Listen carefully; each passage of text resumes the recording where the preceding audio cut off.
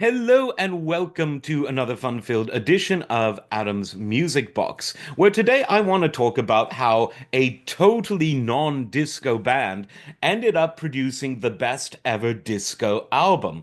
And this was, of course, the Electric Light Orchestra, ELO, one of the top selling rock bands of the 70s. You could call them a progressive rock band. They didn't have, a 20-minute sort of synthesizer solo, but because of the elaborate arrangements and the very high level of songwriting that Jeff Lynne created, I would put them in a sort of progressive rock category, but one that, much like Queen, had mass appeal. Because Queen is sometimes in the early days referred to as progressive rock, but ELO and Queen were bands that were able to definitely have progressive sensibilities, but they sold music to the masses. That isn't to say that ELP, Genesis, and Yes weren't popular. They really were, but a lot of bands that were similar to those three weren't because of progressive music not necessarily being as consumable as anything else. That's the disclaimer. So, what changed in 1979?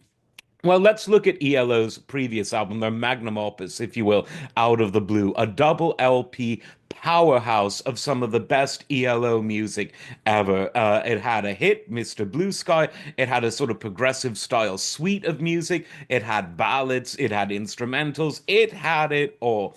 That was ELO at its most progressive Out of the Blue.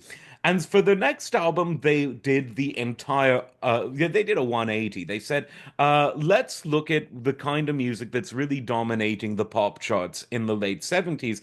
And a lot of it was disco. So they decided to do an album that was sort of not fully a disco album, but a disco album played by a rock band.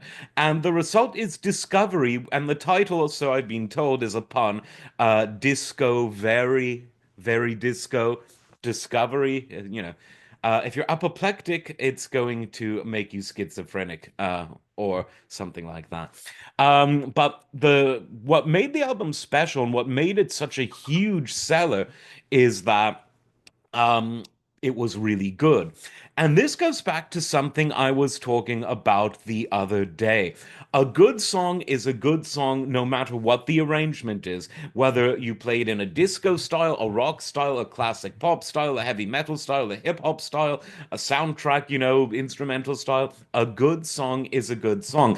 And this album was not only full of them, but it's part of my, club of best albums of all time because there is no filler. Only good music, only really good songs.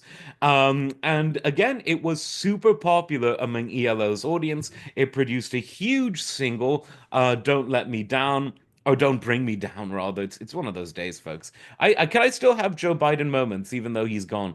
What's going on, man? Where am I? I feel like that whenever I do these shows. And another thing about these shows, why is it that the moment I turn these things on, I get the binging and the bonging from the messages and all of that stuff? I could be sitting there all day, writing emails and doing my thing, and then the bing, bing, bong, bong, bong. How do other people who do this stuff deal with that? I don't know. It's just there's actually quite a lot of binging and bonging on this album, but in a really good way. Some really interesting early Yamaha synthesizers on this album. So definitely check it out because even if you hate disco, ELO studied the genre well. They found its musical tropes, but crafted them into the framework of some of the best written songs of the era and frankly of all time. Like, subscribe, and we'll see you next time. Take care.